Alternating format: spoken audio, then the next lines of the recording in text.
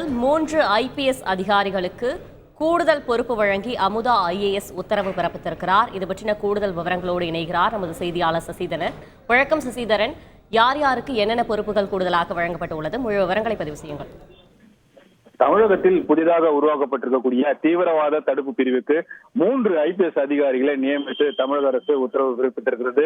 தமிழகம் முழுவதும் தீவிரவாத தடுப்பு நடவடிக்கைகளையும் ஊடுருவல்களையும் தடுக்கும் பொருட்டு தமிழக காவல்துறையில் தீவிரவாத தடுப்பு பிரிவு என்று ஒன்று துவங்கப்பட்டிருக்கிறது.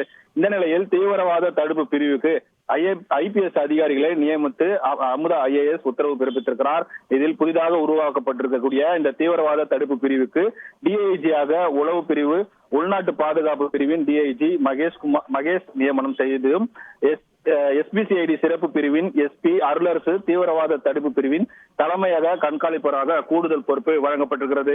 ஏற்கனவே மதுரை தீவிரவாத தடுப்பு பிரிவின் SP-ஆக இருக்கக்கூடிய சசிமோகனுக்கு தீவிரவாத தடுப்பு பிரிவின் கூடுதல் பொறுப்பும் வழங்கப்பட்டிருக்கிறது. இந்த 3 பேருக்கும் உடனடியாக அவர்கள் அந்த பணிகளை மேற்கொள்வதற்கான உத்தரவையும் அமுதா IAS உத்தரவில் இந்த உத்தரவு பிறப்பித்து தெரிவித்திருக்கிறார்.